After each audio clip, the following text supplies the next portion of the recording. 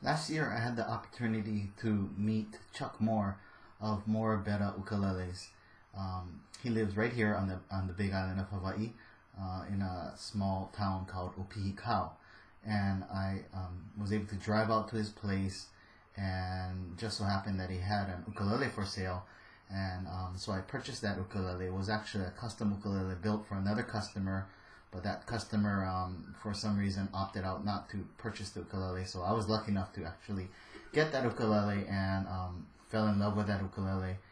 And although it was a beautiful instrument, my dream was always to have Chuck build me a custom ukulele, one that we would work together on really designing.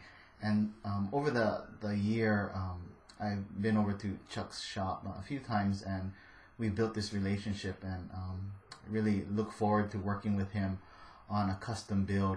So a few months ago, we had met, and we threw out some ideas, and just a few weeks ago, he completed my ukulele, and I wanted to share that ukulele with you. This is my tenor ukulele that Chuck made, and first of all, you can see the koa that he uses. You know, Chuck is pretty known to use really nice curly koa, often his 5A, type master grade koa. So it's really beautiful, beautiful, beautiful koa. And of course, he's also known for his inlays. Many of you are familiar with Chuck's work and have seen his inlays. And I've always wanted an ukulele that kind of reflected my culture. And with being of Japanese ancestry, I've always loved koi. They represent resiliency. They represent endurance. They also represent love. And so I thought having koi on ukulele would be a nice touch. I also wanted to incorporate my family crest, or what the Japanese call the family mon. Chuck even suggested possibly putting my name on the ukulele. And so my middle name is Takeo, again, which brings all the Japanese, aspects together in this ukulele. Also, my middle name Takeo, it means strength of bamboo. It's a Japanese name. And so Chuck decided to incorporate bamboo also on the ukulele. So here we got the koi inlays, koi swimming around the sound horn. It's a really, really intricate work. I think Chuck said he used 40 some pieces to actually make the two fish. And then here on the ebony fretboard, there is my family crest, or the mon, and my middle name inlaid on the fretboard, the ebony fretboard, and then the bamboo on the slotted headstock. I really like how he used different materials. I can't tell you exactly what materials he used, but it looks kind of like some pearl, and I don't know if it's some kind of composite stone that he's used, but it really gives kind of a 3D effect if you look closely. You also will see that he used red and black purfling around the top with ebony binding. Then you can see the red purfling that goes all the way around the body, the top, and also the back. The back is also bound with ebony, with the red and black purfling, and even on the lower bout of the ukulele, right near the pickup hole, you can see the detailed work that Chuck does. And it's just a beautiful instrument.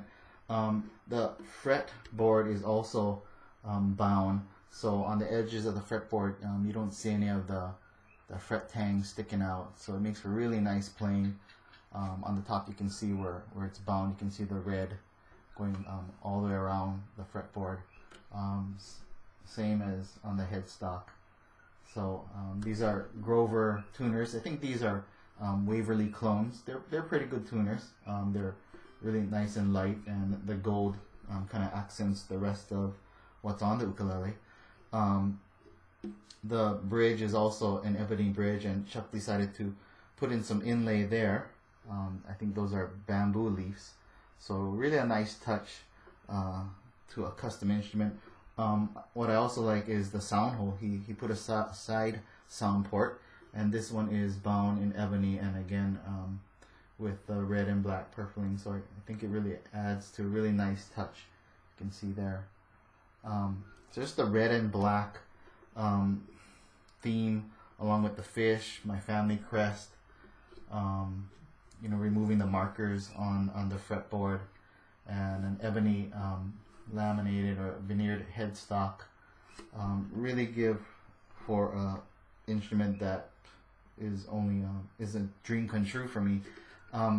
What I also like about this instrument is I've been following Chuck and his builds, and it just keeps getting better and better. I mean, this ukulele is so responsive. It's pretty brand new. I think this is week 2 or week 3, and already it's very a responsive ukulele.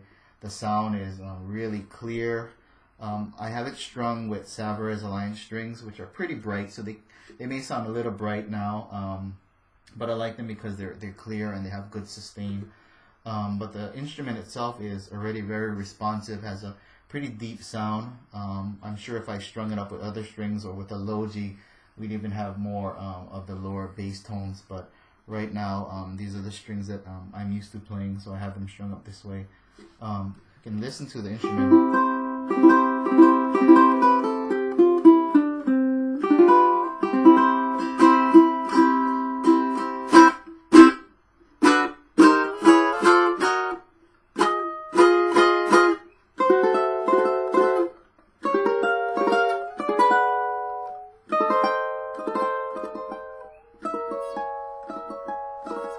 So, it's a really well-built instrument. This is, for me, a dream come true.